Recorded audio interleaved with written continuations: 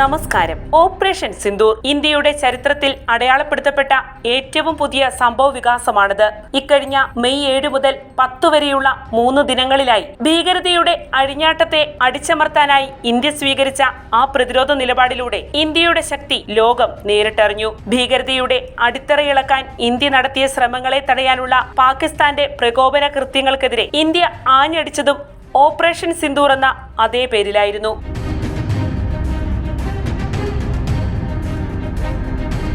ഇന്ത്യയും പാകിസ്ഥാനും തമ്മിലുള്ള സംഘർഷ സാഹചര്യങ്ങൾ അതിതീവ്രമായിക്കൊണ്ടേയിരുന്നു.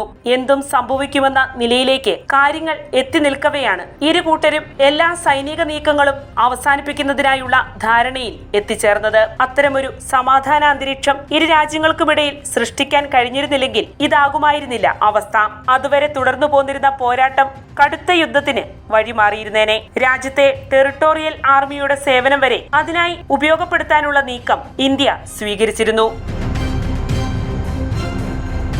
രാജ്യത്തെ ടെറിട്ടോറിയൽ ആർമിയുടെ സേവനം പ്രയോജനപ്പെടുത്തുന്നതിനായി കരസേനാ മേധാവിക്ക് കേന്ദ്ര സർക്കാർ അനുമതിയും നൽകിയിരുന്നു. ഇത് സംബന്ധിച്ച ഉത്തരവ് ഇക്കഴിഞ്ഞ മെയ് 6 പുറത്തിറക്കിയത്. 1948 ടെറിട്ടോറിയൽ ആർമി നിയമത്തിലെ 33-ാം ചട്ടപ്രകാരമാണ് ഇത്തരമൊരു ഉത്തരവ് പുറപ്പെടുവിച്ചത്. അതോടെ രാജ്യത്തെ നിരവധി പ്രമുഖർ ഇന്ത്യ പാക് പോരാട്ടത്തിനിടെ ഇന്ത്യയുടെ സൈനിക പ്രവർത്തനങ്ങളുടെ ഭാഗമാകാൻ തയ്യാറെടുത്തിരുന്നു.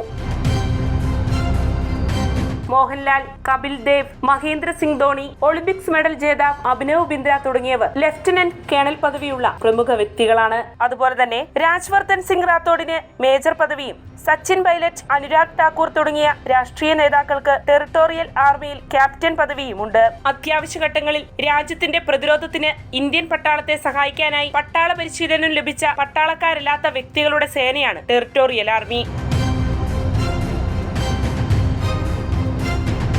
ഇന്ത്യൻ സേനയുടെ സമാന്തര സേനയായി ഇതിനെ കണക്കാക്കാം. അതേസമയം ടെറിട്ടോറിയൽ ആർമി ഒരു പ്രൊഫഷണൽ സേനയല്ല. ഇതിൽ ജോലി ചെയ്യുന്നവർ സ്ഥിരം സൈനിക സേവനം നടത്തുന്നവരുമല്ല.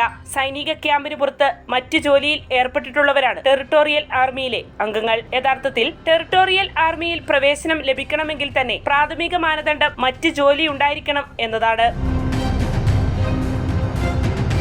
സാധാരണ സൈന്യത്തെ സ്റ്റാറ്റിക് ഡ്യൂട്ടികളിൽ നിന്ന് ഒഴിവാക്കുകയും പ്രകൃതി ദുരന്തങ്ങൾ കൈകാര്യം ചെയ്യുന്നതിലും അവശ്യ സേവനങ്ങൾ ലഭ്യമാക്കുന്നതിനും സിവിൽ ഭരണകൂടത്തെ സഹായിക്കുകയും ആവശ്യാനുസരണം സാധാരണ സൈന്യത്തിന് യൂണിറ്റുകൾ നൽകുകയും ചെയ്യുക എന്നതാണ് ടെറിട്ടോറിയൽ ആർമിയുടെ പ്രധാന ചുമതല. 1917-നും 1920-നും ഇടയിൽ നിലനിന്നിരുന്ന ഇന്ത്യൻ പ്രതിരോധ സേന, 1920-നും 1948-നും ഇടയിൽ നിലനിന്നിരുന്ന ഇന്ത്യൻ ടെറിട്ടോറിയൽ സേന എന്നിവയുടെ ചുവട് പിടിച്ചാണ് 1948-ൽ ടെറിട്ടോറിയൽ ആർമി രൂപീകൃതമായത്. 3 സ്റ്റാർ റാങ്കുള്ള ഡയറക്ടർ ജനറലാണ് ടെറിട്ടോറിയൽ ആർമിയുടെ കമാൻഡർ. സാധാരണയായി ഇന്ത്യൻ ആർമിയിൽ നിന്ന് നിയോഗിക്കപ്പെട്ട ഒരു ലഫ്റ്റനന്റ് ജനറൽ റാങ്കിംഗ് ഓഫീസർ പ്രതിരോധ മന്ത്രാലയത്തിന്റെ സൈനിക കാര്യ വകുപ്പിന് കീഴിലുള്ള ചീഫ് ഓഫ് ഡിഫൻസ് സ്റ്റാഫ് എന്നിവ ഈ ആർമിക്ക് നേതൃത്വം നൽകുന്നു. ടെറിട്ടോറിയൽ ആർമിക്ക് പ്രധാനമായും 2 യൂണിറ്റുകളാണുള്ളത്. അതിലൊന്ന് പൊതുമേഖലാ സ്ഥാപനങ്ങളിലെയും ഇന്ത്യൻ റെയിൽവേയിലെയും ജീവനക്കാരും മുൻ സൈനികരും അടങ്ങുന്ന ഒരു ഡിപ്പാർട്ട്മെന്റൽ യൂണിറ്റാണ്. മറ്റൊന്ന് സ്വകാര്യ മേഖലയിൽ ജോലി ചെയ്യുന്ന സിവിലിയന്മാർ അടങ്ങുന്ന ഒരു നോൺ ഡിപ്പാർട്ട്മെന്റൽ യൂണിറ്റാണ്. 1962-ലെ ഇന്ത്യ ചൈന യുദ്ധം, 1965-ലെയും 1971-ലെയും ഇന്ത്യ പാകിസ്ഥാൻ യുദ്ധങ്ങൾ, കാർഗിൽ യുദ്ധം എന്നിവയുൾപ്പെടെ ഇന്ത്യയുടെ സ്വാതന്ത്ര്യത്തിന് ശേഷമുള്ള എല്ലാ യുദ്ധങ്ങളിലും ടെറിട്ടോറിയൽ മിലിറ്ററി സൈന്യം പങ്കെടുത്തിട്ടുണ്ട്. 1987-ൽ നടന്ന ശ്രീലങ്കയിലെ ഓപ്പറേഷൻ പവൻ, 1991-ലെ പഞ്ചാബ് ജമ്മു കാശ്മീർ ഓപ്പറേഷൻ രക്ഷക്, വടക്ക് കിഴക്കൻ ഇന്ത്യയിലെ ഓപ്പറേഷൻ റിനോ, ഓപ്പറേഷൻ ബജ്രംഗ്, ജമ്മു കാശ്മീരിലെ ഓപ്പറേഷൻ പരാക്രം എന്നിവയിലും ടെറിട്ടോറിയൽ സൈന്യം പങ്കെടുത്തിട്ടുണ്ട്.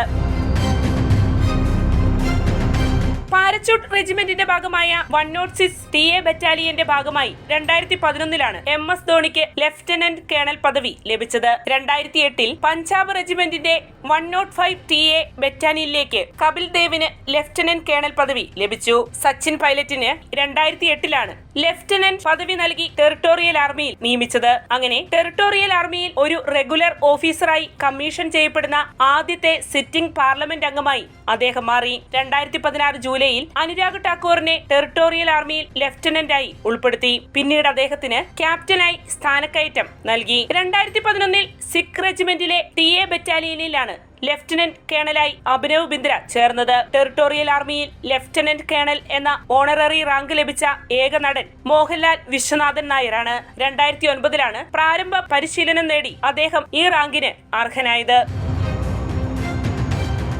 വാർത്തയുടെ നിറം തേടി തനിനിറം.